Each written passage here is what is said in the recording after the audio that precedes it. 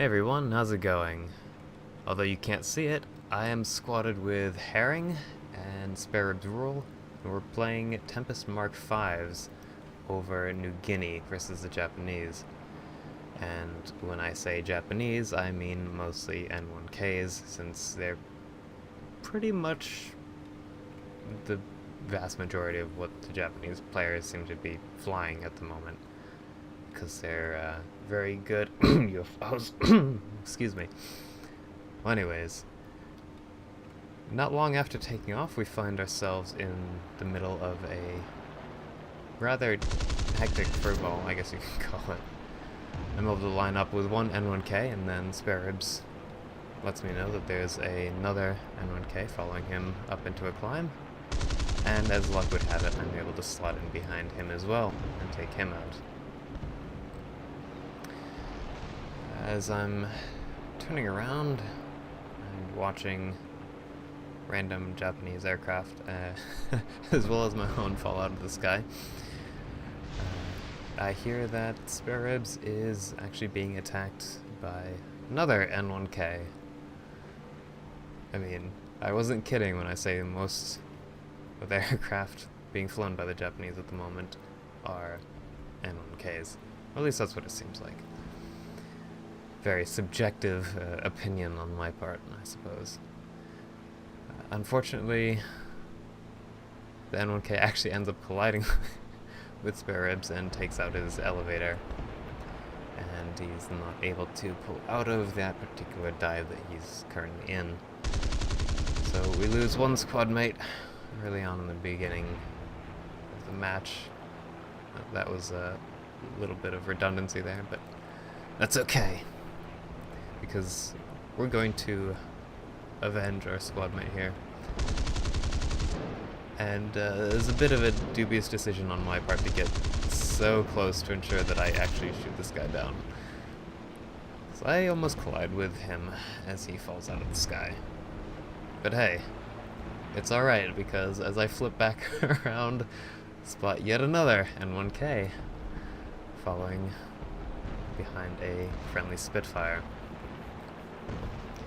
And we're gonna go after him too.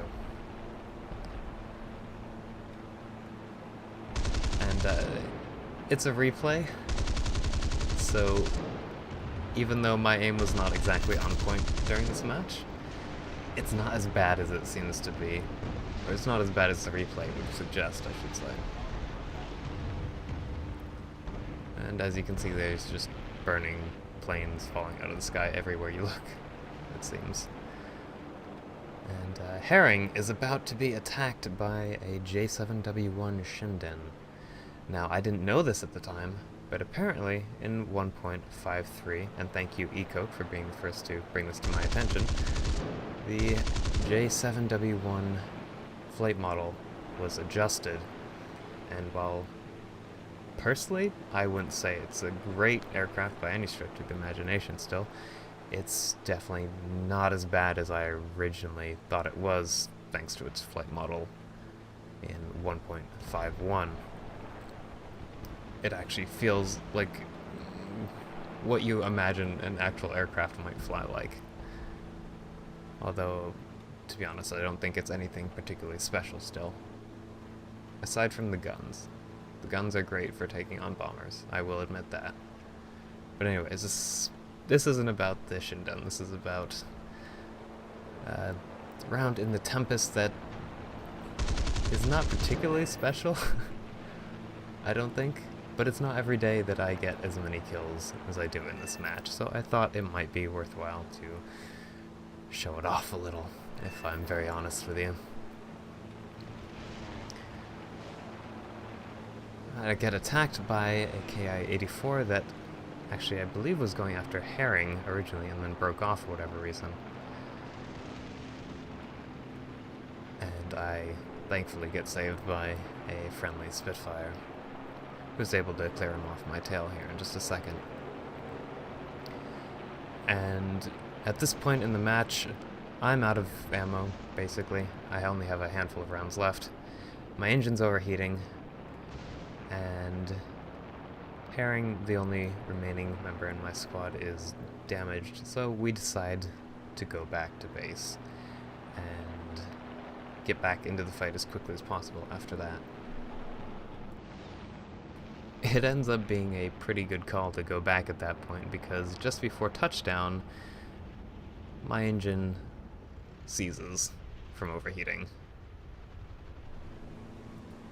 About 30 seconds later, we're back in the air, full of ammo, fuel, and completely repaired. Now, I guess it probably would have been a good idea, in hindsight, to climb off to the side a bit and gain some altitude, because, unbeknownst to us, all but, I believe, one of the remaining enemy players were all gathered into one little area of the map, which happens to be right in front of us. And they were busy, well, somewhat busy at least, engaging a few of our teammates. Now, Herring is a bit in front and above me, and since he is the first one into the fight, he's going to be focused by an N1K and a KI-84. And, spoiler alert, I'm not going to be fast enough to help him out with those before he gets taken out. And I do get a bit lucky here, because the N1K doesn't see me, apparently. And I think I should have just held down the trigger there after taking care of the N1K. I think there would have been a chance that I would have hit the KI-84 as well, and ended up saving Herring. Unfortunately, that doesn't happen, and I guess I'll never know if shooting continuously would have actually helped or not. And finally, I spot a pair of J7W1s attacking a Tempest. And, like Herring just a second ago, I'm going to be too slow to save this teammate. But at least I'll be able to take revenge for him, I guess. Now, this is the last kill I get. I end up chasing the other J7W1 towards his airfield, which he actually ends up landing at, but I decide not to go down towards the AAA, as in 1.53, AAA is actually pretty freaking nasty.